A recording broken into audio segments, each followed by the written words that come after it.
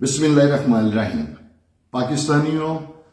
आज ख्वाजा आसिफ ने जस्टिस अतर मनल्ला से ये अपील की है कि वो जो वाकया मेरे घर सियालकोट में हुआ है उसकी बाकायदा इंक्वायरी कराएं, और साथ उसने ये मुतालबा किया है कि उस वाकया की सीसीटीवी फुटेज भी वो हमसे मंगवाएं। पहली बात तो ये है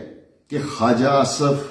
मैं तुम्हें ये कहना चाहता हूं कि शरीफ लोगों के घरों के बेडरूमों के अंदर सीसीटीवी कैमरे कभी नस्ब नहीं हुए होते। हो सकता है कि तुमने अपने घर में बेडरूमों के अंदर कैमरे लगाए हों, लेकिन शरीफ लोग अपने घरों के बेडरूमों में कैमरे नहीं लगाते। पाकिस्तानियों, आप सब जानते हैं कि हमारे घर में जो पुलिस की रेड हुई उसका एतराफ डीपीओ सियालकोट ने खुद किया कि 19 दिसंबर की दरमियानी शब उसने हमारे घर में पुलिस को भेजा था। चीफ जस्टिस अतर मनल्ला साहब, मैं खुद भी आपसे यह अपील करता हूं कि आप इस वाकया की 100% शफाफ इंक्वायरी जो है करवाएं, क्योंकि इससे कबल भी 9 मई के फौरी बाद हमारे घर में पुलिस गर्दी हुई थी। इसी डीपीओ, तब भी यही डीपीओ था, इसी के सरपरस्ती में हमारे घर में तब भी पुलिस गर्दी हुई थी, जिसमें न सिर्फ हमारे पूरे घर को तोड़ फोड़ दिया गया था, बल्कि हमारी वालदा को बालों से पकड़कर पूरे घर में घसीटा गया था, उन्हें मारा पीटा गया था। इस सारे वाकया की वीडियो मेरी बेटी खिड़की के बाहर खड़े होकर अपने मोबाइल के ऊपर बना रही थी, और जब उसने अपनी दादी जान के ऊपर ये जुल्म होते हुए देखा कि किस तरह उन्हें तशद्दुद किया जा रहा है, तो वो ऊंची ऊंची चीखें मारना शुरू हो गई। बाद आप वीडियो में देखेंगे कि एक पुलिस ऑफिसर जो है वो खिड़की के आगे आके कर्टन कर देता है, पर्दा कर देता है, और फिर वहां पर मौजूद पुलिस मेरी बेटी से वो मोबाइल छीनने के लिए उसके पीछे पड़ जाती है, और रास्ते में मेरी बीवी खड़ी हो जाती है, जिसे पूरी तरह लोहे के पाइपों से तशद्दुद किया जाता है। और मैं कलमा पढ़ के ला इलाहा इल्लल्लाह मुहम्मद रसूल अल्लाह, मैं अपने अल्लाह को हाजिर नाज़र जान के कहता हूं कि उस पुलिस के अल्फाज थे मेरे घर की खवातीन को कि आज अगर हम तुम लोगों को जान से भी मार देंगे तो हमें कोई पूछने वाला नहीं है। अब मैं बात करना चाहूंगा कि इस वाक़े के बाद चंद एक लफाफा टाइप के सहाफ़ी ये बात करते हैं कि जी ख्वाजा आसिफ को इस सारी चीज से क्या फायदा। मैं पाकिस्तानियों आपको बताता हूं कि ख्वाजा आसिफ वो कौन सा फायदा है जिसके लिए ये सब कुछ कर रहा है। ख्वाजा आसिफ ये जानता है कि उस्मान डार तो सियासत छोड़ चुका है, वो तो इलेक्शन में हिस्सा नहीं लेगा। उमर डार जो है वो रूपोश है, और अब इनकी वालदा ने ऐलान किया हुआ है वो ये चाहता था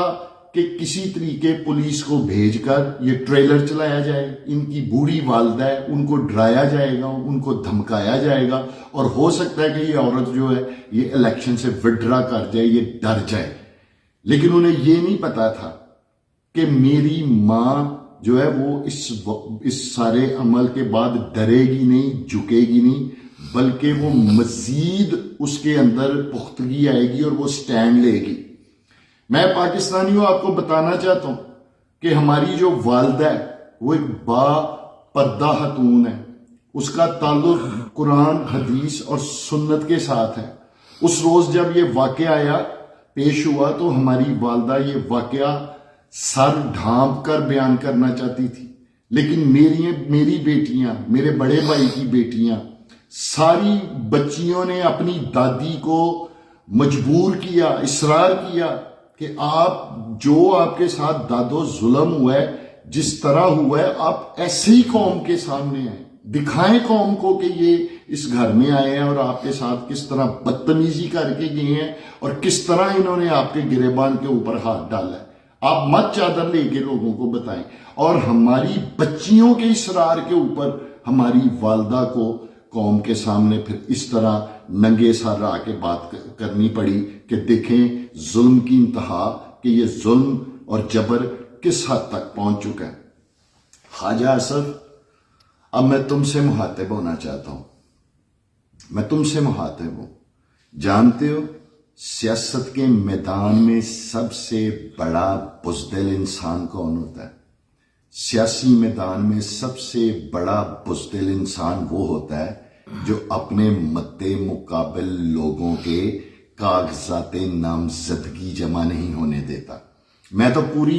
مسلم لیگ سے کہنا چاہوں گا، جس کے لوگ ہمیشہ خود کو شیر کہتے ہیں، یہ مطالبہ تو پوری مسلم لیگ کے لوگوں کی طرف سے آنا چاہیے تھا کہ مت لوگوں کے ہاتھوں سے کاغذ چھینو، مت لوگوں کو کاغذ جمع کروانے سے روکو، مت لوگوں کو ریٹرننگ افسر کے دروازوں سے اغوا کرو، ہم ان کا مقابلہ کریں گے۔ اور خواجہ آصف، اگر شیر نہیں بنے تو کم از کم جو تم لوگوں کا پارٹی کا نشان ہے اس کی تو عزت رکھ لیتے، اس نشان کی عزت رکھ لیتے۔ لیکن تم میں ہمت ہوتی، جرت ہوتی، دلیری ہوتی یا غیرت ہوتی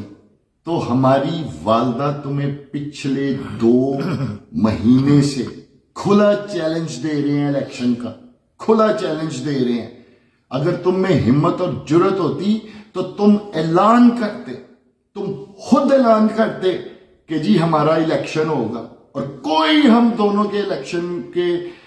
بیچ میں انٹرفیرنس نہیں کرے گا، اور یہ ڈنکے کی چوٹ پر ہم دونوں کا الیکشن ہوگا اور فری اینڈ فیئر الیکشن ہوگا، پھر میں مانتا۔